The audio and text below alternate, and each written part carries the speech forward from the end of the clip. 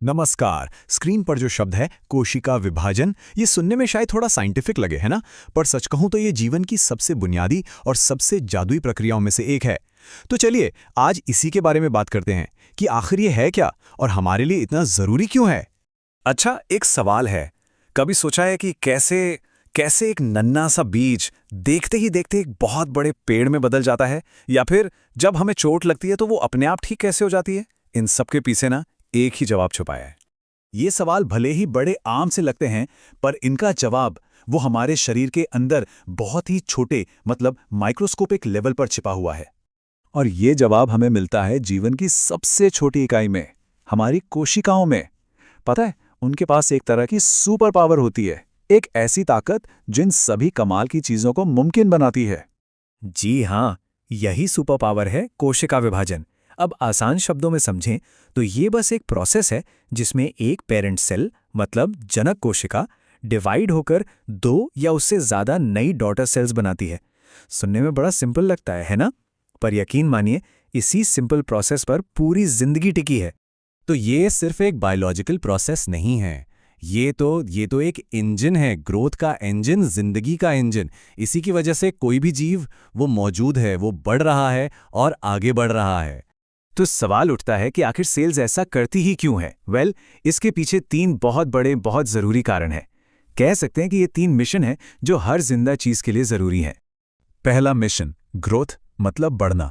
एक छोटे बच्चे से लेकर बड़े इंसान तक ये सब इसी से होता है। दूसरा रिपेयर यानी मरम्मत। जैसे हमारी स्किन की पुरानी सेल्स मरती हैं, नई बनती हैं, ये सब मरम्मत ही तो है। और तीसरा रिप्रोडक्शन यानी प्रजनन, नई पीढ़ी का बनना। बस यही वो तीन पिलर्स हैं जिन पर पूरी जिंदगी खड़ी है। जरा सोचिए इस बारे में। दुनिया का हर बड़ा से बड़ा जीव, उसकी शुरुआत सिर्फ एक सेल से होती है, सिर्फ एक। और उस एक सेल से खरबों सेल्स का पूरा शरीर बन जाता है। ये कमाल सिर्फ और सिर्फ सेल डिवीजन की वजह से ही हो पाता है। तो क्यों का जवाब तो हमें मिल गया, पर अब सवाल है कैसे? ये प्रोसेस होता कैसे है? चलिए इसे एक सिंपल से प्लान की तरह समझने की कोशिश करते हैं। देखिए, ये कोई रैंडम प्रोसेस नहीं है। ऐसा नहीं है कि बस सेल का मन किया और वो डिवाइड हो गया। नहीं, हर सेल के पास एक एक तरह की रूल बुक होती है, एक प्ले बुक, और वो उसे बड़ी सावधानी से फॉलो करता है। क्यों? ताकि जो भी नई सेल बने वो एकदम परफेक्ट कॉपी हो, उसमें कोई गड़बड़ ना हो। तो इस प्लेबुक में मोटे तौर पर 3 स्टेप्स होते हैं। पहला, सेल अपने ब्लूप्रिंट यानी डीएनए को तैयार करता है।